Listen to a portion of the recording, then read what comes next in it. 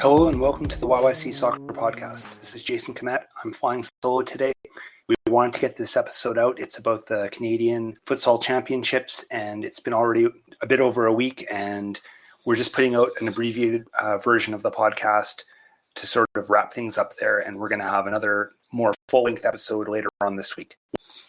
In case you missed it, the women's champions from this year were Extreme. They're from Quebec. They beat the Ontario representative, and the men's champion was from Ontario, and the name of the club is 9 de Octobre, and they beat the Quebec club.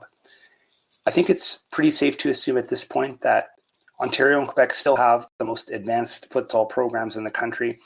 Things are looking positive from an Alberta perspective. Callies, their men's side, finished third in this tournament, and they finished third last year as well. I think that's a real positive sign.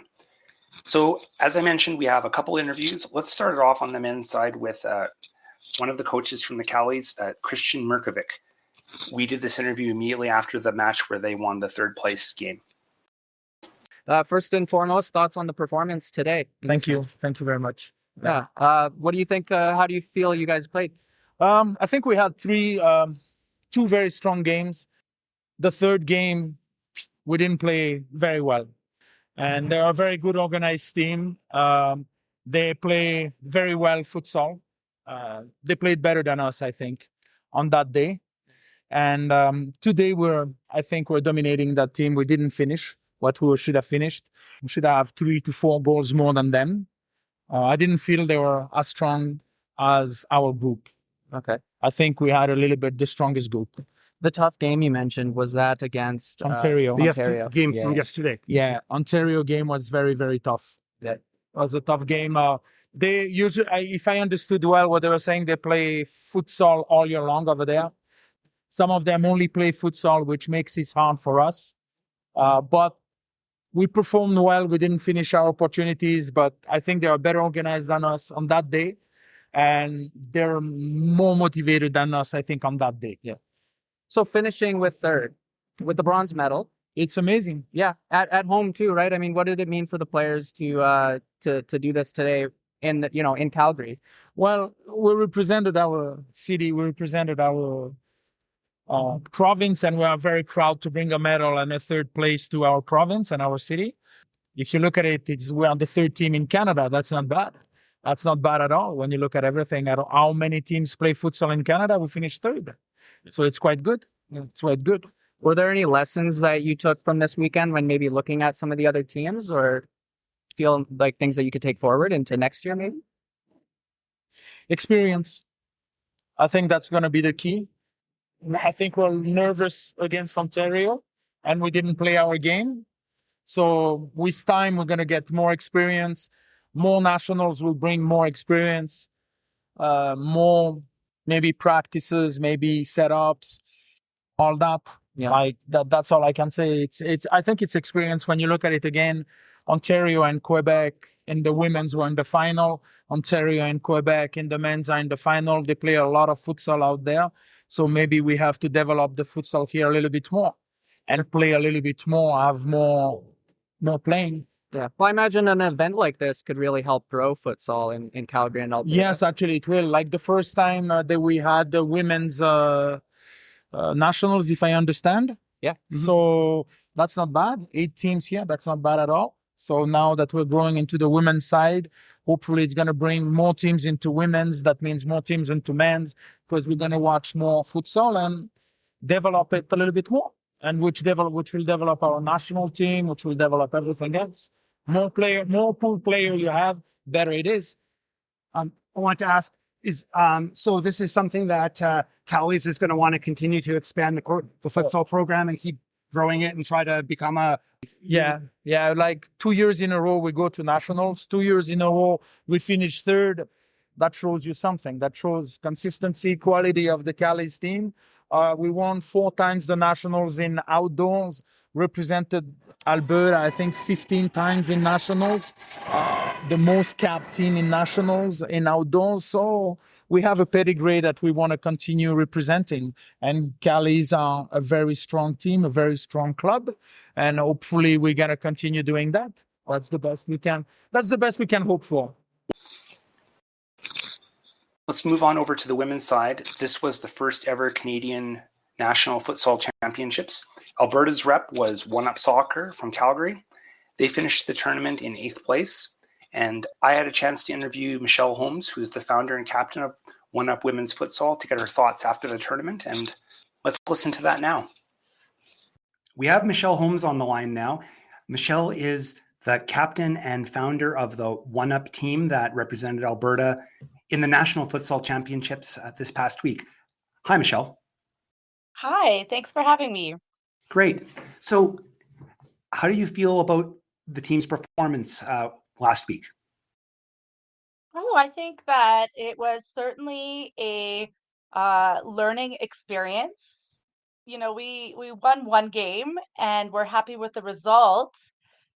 We were also able to give the Quebec team, who did win the gold medal in the tournament in the end, quite the scare because we were tied with them for quite a long time of the game, but also there was an opportunity that we could have won that game.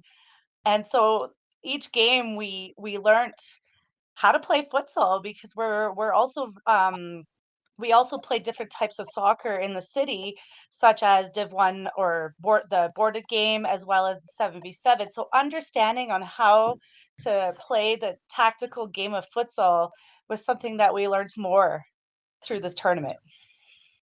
Right, because this was the first year of the team, and I was getting the impression from some of the information that you provided earlier on that this was the first experience for several players playing futsal. They hadn't played previously. Yeah, no, I think there's one player that has experience playing at her university, but the rest, well, and our goalie also had some experience playing in the AC college side too. I certainly have 5 years experience at AC level as well, but other than that, it's the first time for lots of us. What do you think you and the team learned from the experience in the tournament, and how do you plan on using that knowledge going forward? Yeah, the next goal is to make the national competition once again. We have a committee in our team that really wants to push the envelope, and next year the goal would be to get top three. How do we do that? You know, if we have to get a couple more players that play at a higher level already and teach them how to play futsal. But I think also the key will be to practice a lot earlier than we had, because when we started in the fall in November, we didn't realize that we were going to the futsal competition or the championships. We still practiced because we needed to show the girls the game, but now we're really gonna put more emphasis on training. I guess really what I'm getting here is that a couple of the key take home points from this year in general has been more experience, more training time. Is that those are a couple of the Yeah, goals moving ahead? yeah, exactly. Player recruitment, I guess one thing, there was only, was it 4 or 5 teams in the women's division last year? Do you think there's going to be some more interest in futsal as a result of this, and maybe more women would get involved in the game? Absolutely. I think you've nailed it. It's my projection as well.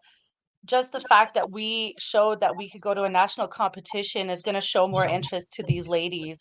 In fact, we've already had many players reach out to me or to our sponsors asking for even futsal tryouts. So I think that not only will we'll see more players, but we will also see more teams register. We used to have about 6 teams registered because I'm also part of the futsal committee. It's been a passion of mine for about 10 years. We instilled the women's division here in Calgary in 2016. And with the pandemic, we lost the women's side of things. So now it's rebuilding. And I think having the national competition here in Calgary alone, with the first time us women get to showcase it, is really going to bring some interest going forward. Anything else that you wanted to specifically mention before we wrap things up? Yeah, no, I think that the success of this team is multiple leaders stepping up to the plate and helping the team preparing for a national competition. A lot of people don't realize the little details what you have to do. So I would like to thank firstly my committee on my team who worked so hard to make sure that, there's a lot of fines. We didn't want to get fined. Secondly, the coaches, their knowledge and experience definitely got us there. And then without our sponsors, we wouldn't have been able to afford to do this. Okay, great. Well, thanks very much for your time, Michelle, and we wish you all the best in the future, and we'll be watching to see what happens next year. Looking forward to it. Thank you so much for having me today. I'd like to thank both of our guests again, and I am looking forward to futsal next season. I think it's something that I will continue to follow. Even this year, there was a bit of added attraction considering the national championships were here in Calgary, but I think it's a really interesting sport, and I'm looking forward to seeing what happens next year. Also, I want to mention that Scott took a lot of pictures at the tournament, and we're going to post some of them on our social media and also on our website. But I think we'll wrap it up for today. We're going to have another episode in a couple days here. We're going to do another interview with someone from the Calgary soccer scene. In the meantime, you can go to our website at yycsoccer.com and you can subscribe to our podcast by using all the usual podcasting platforms. You can follow us on Twitter at yycsoccer403. Thanks for listening, and we'll see you in a few days.